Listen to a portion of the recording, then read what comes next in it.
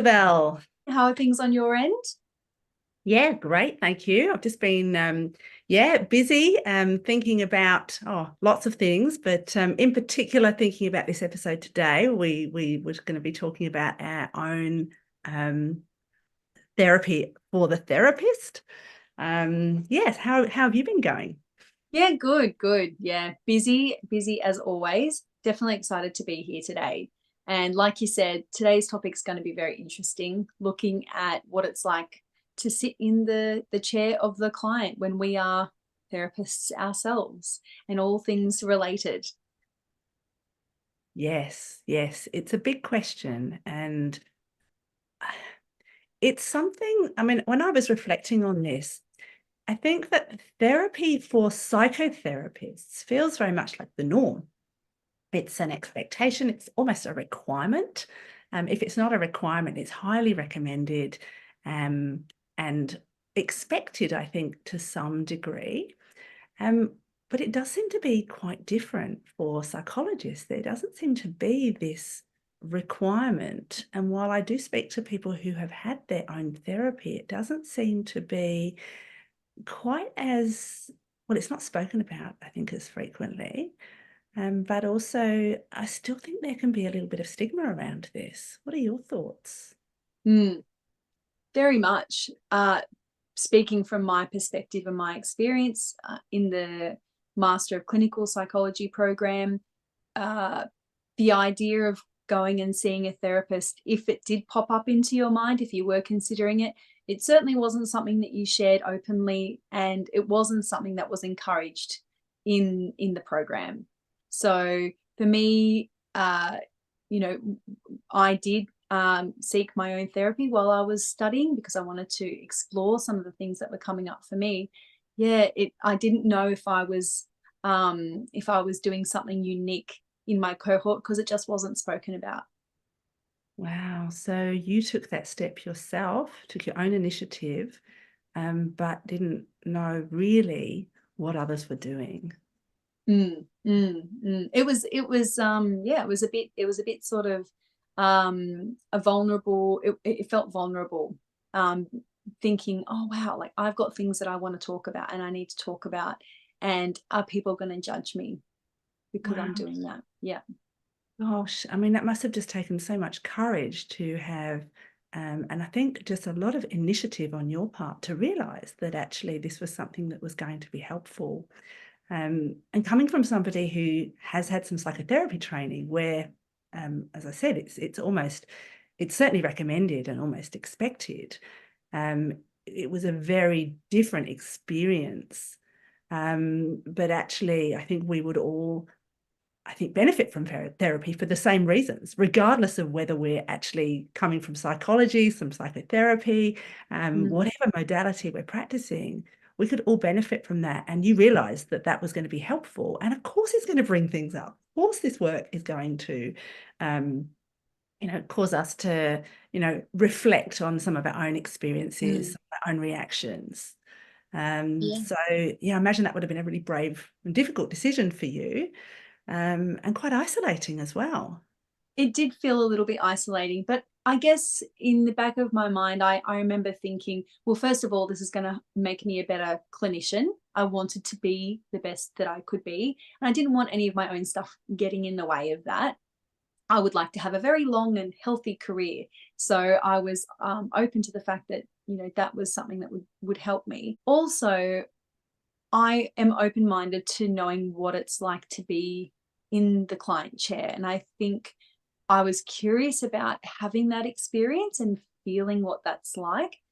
And now, as the therapist, I do remember those feelings of being unsure, confused, uncertain, not knowing what to expect, nervous, all of that. It has benefited me.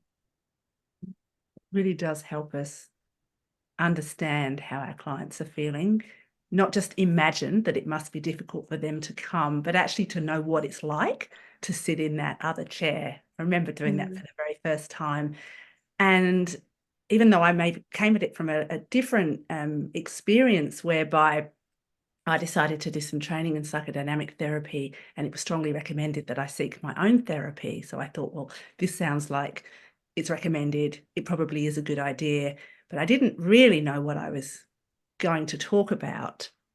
And even though I knew there was probably a lot that I would talk about and did, it was a very different experience walking in, being in that other chair and having this other person asking me those questions. And yeah, it was quite difficult at times, even to, to share some of those, I guess, more vulnerable experiences that you might not readily share with people. It was a very unique experience, but gosh, as you say, gives you a real sense of what it's like for a client to walk into our room for the very first time. And I think there's something about getting that because we know that we've been there, rather than imagining that it might be hard for them. And even just being brave enough to trust a perfect stranger who you've never met, and navigating those experiences, working out, is this the right therapist for me? Do I feel like I can be completely be myself and share, some of the more vulnerable things that I don't share with everyone else? All of those things, and not to mention then also then joining with that therapist and going through that experience of reframing, analyzing, learning, and growing. Yes, because you pull, what I love about what you've just done there is you've just defined some of the different stages of therapy. And so there's the initial phase of trust building. And of course, we try our best to be open, to be supportive, to be empathic, and to foster that trust. But also knowing that that doesn't always come easily, and that even a client who seems very open and somebody very forthcoming is probably potentially holding things back, making this assumption or judgment around the therapeutic relationship that we're offering them. And really respecting that they need some time with that as well, because from my own experience, I needed a little bit of time. I knew that that person was going to be trustworthy, was going to hold my information very safely, and was going to have my interests at heart. But I think there's a big difference sometimes between cognitively knowing that and sort of feeling that in the room. And letting it develop over time. Yeah. Absolutely. And then you're moving into that reframing or that challenging. And I have to say, having someone hold a mirror up to my own sort of responses and behaviors was something that was very, very uncomfortable, but incredibly valuable. And so there were parts of it I didn't enjoy at all. That trust had to have developed before I could even get to that point. Yeah, and we are as professionals expecting the clients that come into our space that they will just join with us and do this process. So just hearing you talk is actually reminding me of my experience and reminding me of some of those really scary moments where the mirror was held up and I had to confront that this is my response, this is how I'm reacting, and what am I going to do about it? Am I going to just go, oh, well, this is just how I'm going to be. This is, it's too hard. I'm not going to change it. Or am I going to do the stuff that the therapist is saying that I do? I was doing a bit of CBT, journal work, thought challenging, all that sort of thing. I had to do it because I can't be a therapist and ask people to do things and then not be okay with doing them myself. Yeah, I think that's also a really interesting and important point there, because I find that I tend to, I guess, use the interventions that I felt were most helpful for me, and the approach and the style. So finding a therapist as well that aligns very much with your own style and way of work is also really important, because if you're sitting there thinking, I don't know how I'm going to do this, or I wouldn't do this with my clients, then that's going, and there are of course so many different styles of therapy that we can choose from. And so finding a therapist that really aligns with us is also really important, but also not that easy. You're doing a little bit of research beforehand, and finding that good match is also really important, which I think, well, I'd like to hope that that's what our clients will do when finding us as well. Most definitely. So I used to teach in a counselling module, as it was part of a Bachelor of, I think, Applied Social Science or Psychotherapy, depending on which stream the students were undertaking. And it was an introduction to basic counselling skills, looking at summarising, paraphrasing, those open questions, and that really sort of helpful information that we get when we're first initially learning about what counselling is.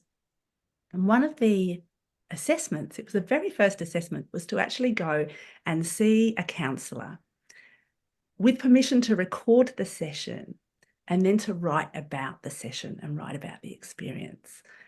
And I thought that was just a wonderful introduction to counselling.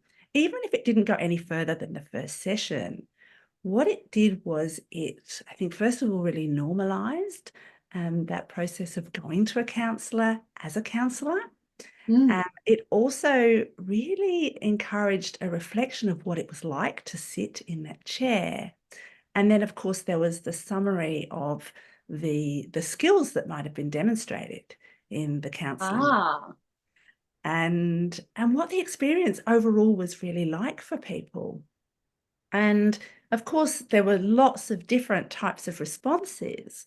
I used to love marking that assessment, but I just thought it was a wonderful introduction and really good way of normalizing seeking that support, because essentially we are wanting to normalize the process that we are providing as therapists. We are wanting this to be accessible to anybody who really feels that they need that support. And so I think by putting ourselves in that situation as well and being open to that, and encouraging anybody that is sort of curious about that or seeking that support in this profession, I think is really incredibly valuable.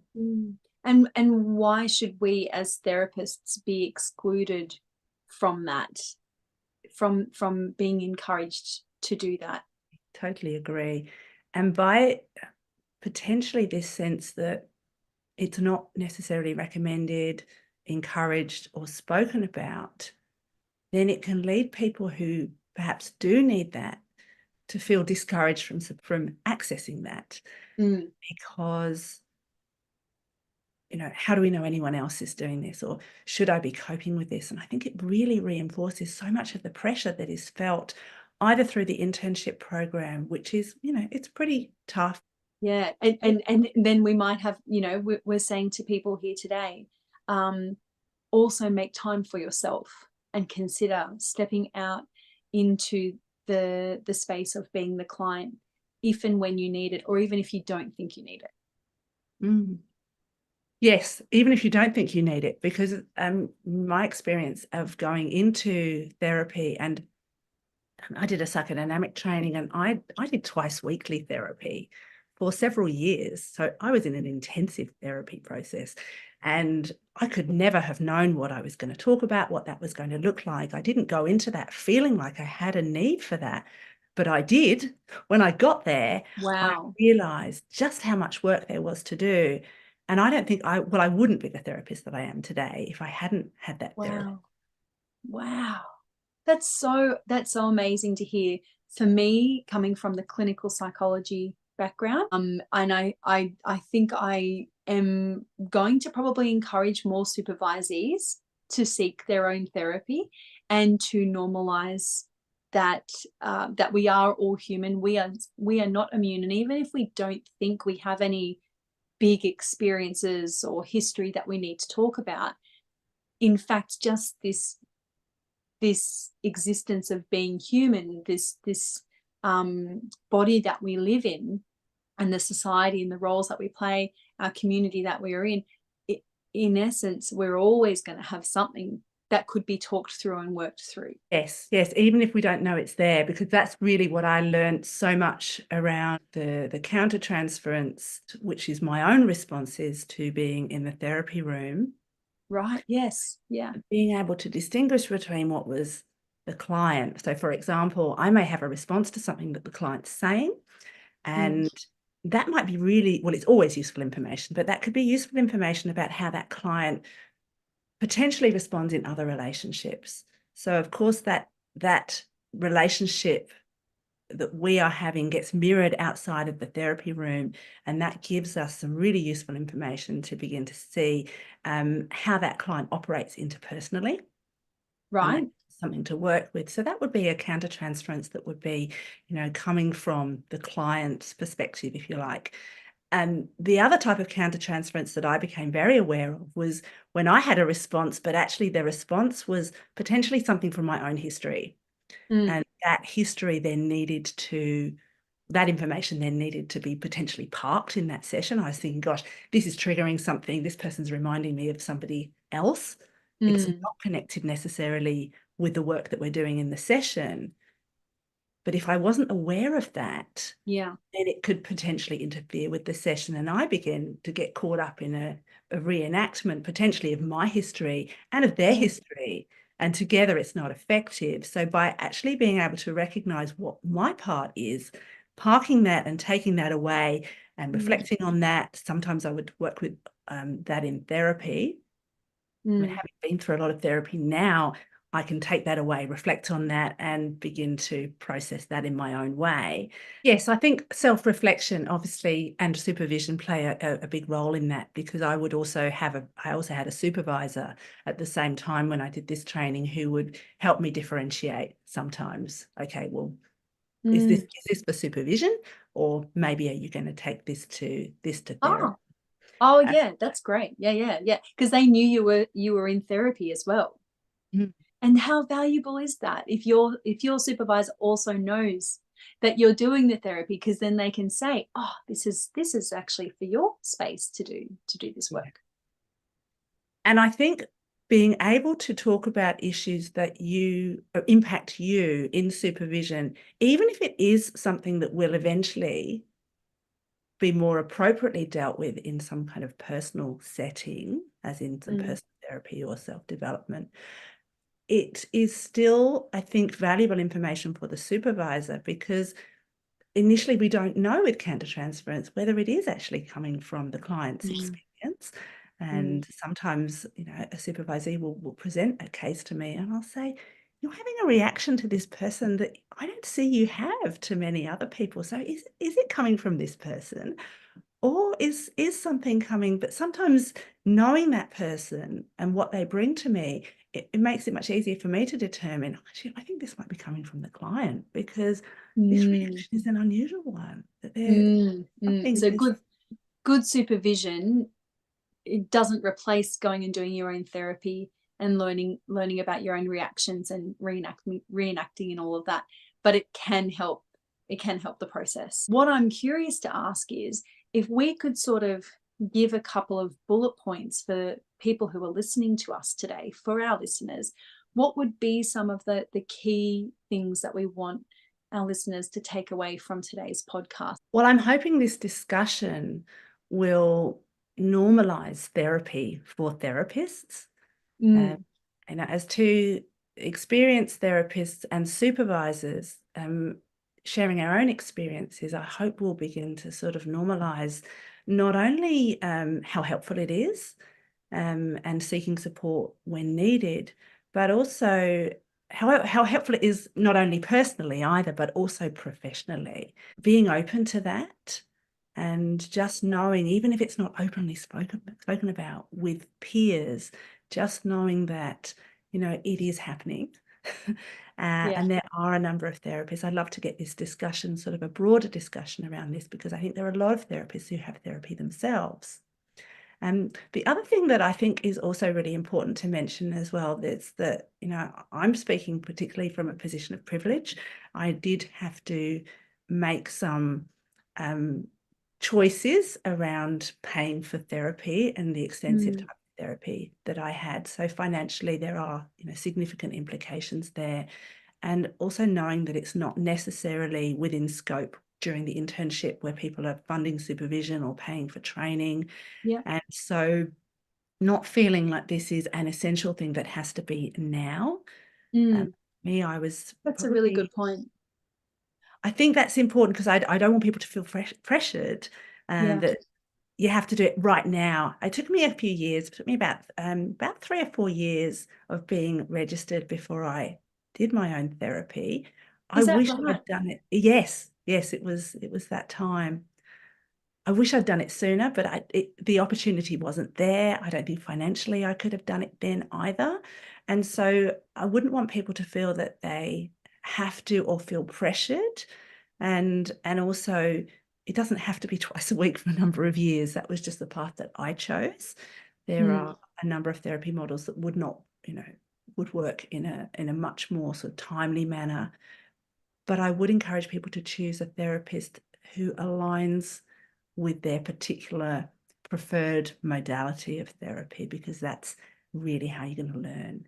Seeing it in Make the most of the opportunity, not only for your own exploration, but also so that you can have those interventions and that style modeled to you, so that you can learn from it too. Yeah, you made me think of something that I want to share with everyone. Is if you are in an employment situation with an organization or privately, and you are thinking that it would be good to talk to someone, and financial constraints are something that you're worried about, an EAP program, employee assistance program, most organizations have EAP provided now for free. Usually it's 5 sessions with a psychologist or a trained therapist counselor. So I really encourage that. Yeah, a couple of really good points that we hope can be useful for everyone who is listening today. So we've talked about some great things today, Claire. We've really covered and encouraged our listeners to think about the process and the benefits of putting yourself in the client's chair, what it's like to go and seek therapy yourself, some of the ways that we can go about it, and some of the benefits for doing it. Our role definitely is to encourage people to think about going to therapy, the benefits of it, and that it's okay to be human, and it's okay to need to do this work ourselves. Yes, I think you've just summed that up perfectly, because really we want to destigmatize having therapy for whatever reason we go into therapy. And to some extent, I think we owe it to ourselves, really, to look after ourselves.